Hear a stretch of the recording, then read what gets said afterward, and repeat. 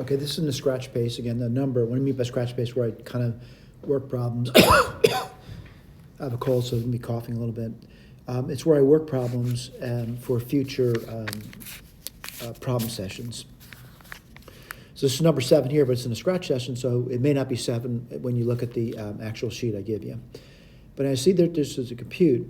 It wants me to compute this integration. I see some funny symbols over here. I see this symbol. Whoops. And I see another symbol. I see this symbol over here. So I'm seeing 2 symbols, right? And this is the floor. And this one over here is a ceiling.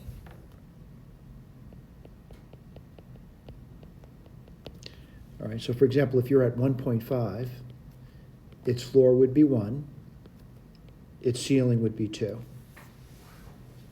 So forth and so on. All right, so let's take a look and see how this is going to go as far as integration. Before I go on, though, I want to point out that, you look at math problems, you wonder where people get these from. This one I got from the MIT Integration Bee. At least that's what I was told it was from. And I was told it was from the 2023 MIT Integration Bee. Students are given 2 minutes to formulate an answer to this. A lot of pressure, by the way. I'd hate to think I could do this in 2 minutes, but I do want to do the problem, by the way. Go to the whiteboard to do it. And I want to write it down again. And again, it's important that you start thinking about that these are certainly doable, and if someone can do this in 2 minutes, we'll certainly be able to think through it. So it's 0 to 100, the floor of x times the ceiling of x. Whoops, went too far there, didn't I? Go backwards on that.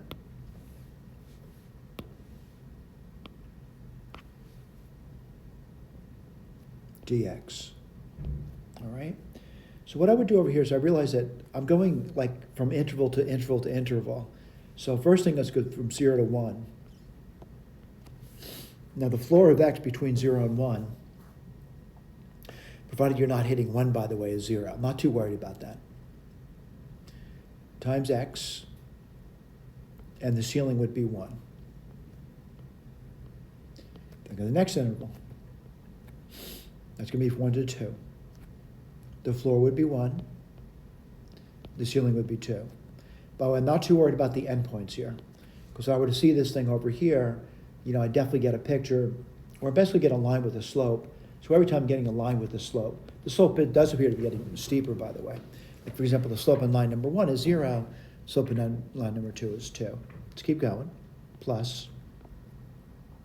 That's going to be 2 to 3. That's going to be you're between 2 and 3 now. The floor would be 2. The ceiling would be 3. And then I could say, yada, yada, yada, until I get to the very last one, which would be 99 to 100. And again, the floor there would be 99, and the ceiling would be 100. All right? So then what do?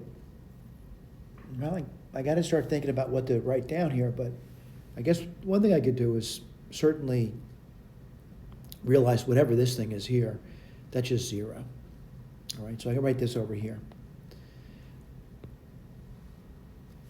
But I need a compact way to do it. And what I noticed is it's a summation, certainly. And I'm going to start with 1. And I'm going to stop at 99, actually. The lower limit. And what I see in integration, I'm going to say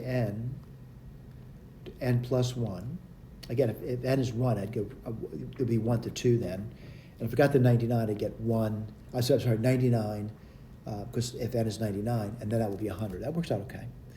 And then what do you get here? You get n times x. And then that's going to be n plus 1 dx. Let me see if that's true. 1, 2, 3, up to 99. And this would be 1 more than that. 2, 3, up to 100. All right, so this at least got a compact. Now, one thing I notice about this over here is that, you know, n is some number, it's an integer, and I'm going to rewrite it a little differently. I can write it as n equals 1. I'm trying to find something I can integrate. And certainly I can integrate this thing on the inside over here. And just thinking about it, and I got to write that down now, don't I? So let's put this on the side. So if I'm integrating, these are numbers, n, some fixed number. And this is going to be n plus 1 times x dx. And what's that going to be? Well, let's take a look. That's going to be n plus 1 x squared over 2. Linear integration can go from n to n plus 1. And again, all I'm doing is this integration right over here. Let me write that down now. So what do you get? You get n plus 1. I'm doing the upper limit now. It's going to be n plus 1 squared over 2 minus the lower limit, which is n plus 1 n squared over 2. I'm going to factor that. I'm going to factor a half out.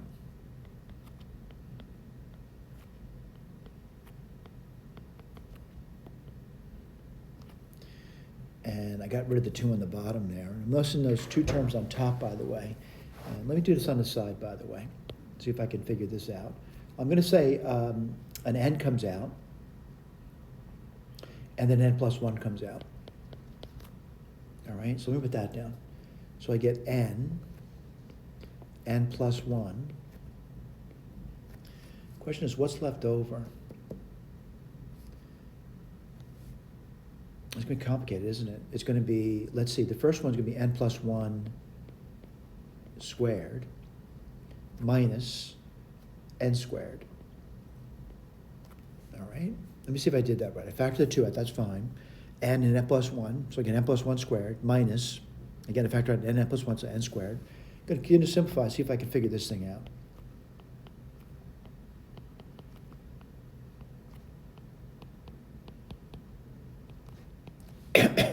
I'm going to expand that now.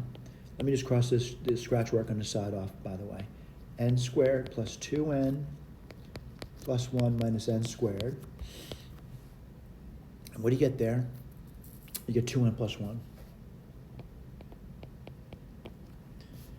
All right, let's multiply it out. What do you get? 1/2. N equals 1 to 99. And I'm multiplying this out over here. I'll multiply these 2 together. That's going to be 2n squared. 3n plus 1. It's going to give you 2n cubed plus 3n squared plus n. You cross that out. And certainly I know about how to sum these things together. So it's going to be 1/2.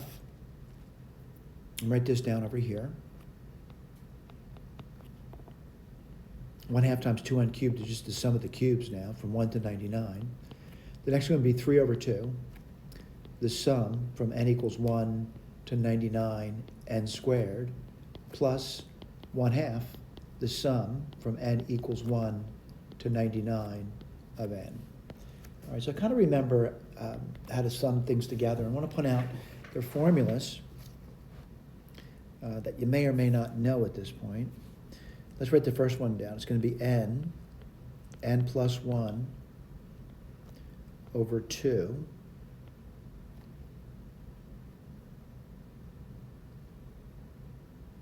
I'm trying to remember the formula squared, and 1 to 99.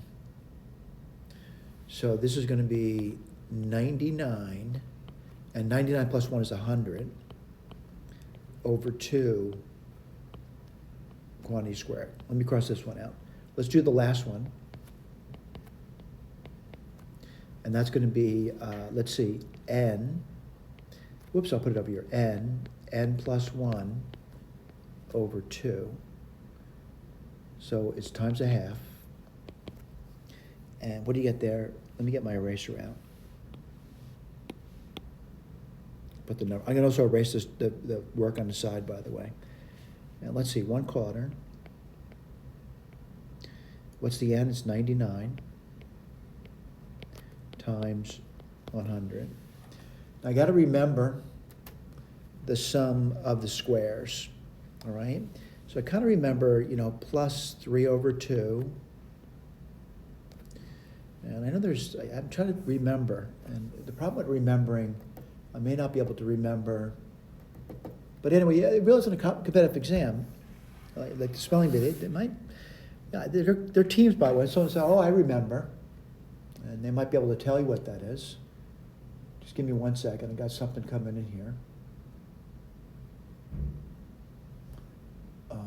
Just give me 1 second.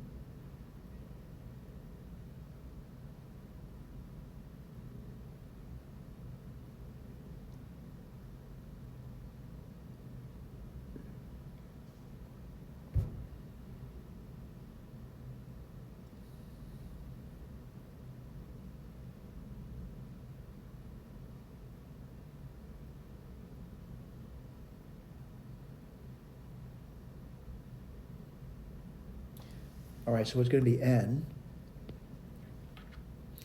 Let me think, n plus 1.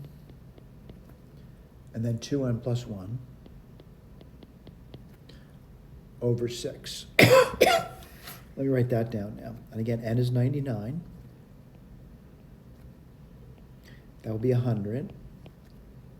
There's 6 here. I got a lot of arithmetic to do, don't I? And then you get, let's see, 2 times 99. That's 198. And then plus 1, which is 199. Wow. I guess I need to do some arithmetic over here. Now, I want to point out that probably, if you have 2 minutes to do the problem, the arithmetic is probably not going to be the important part. So I can say this would be important for me to come up with this over here.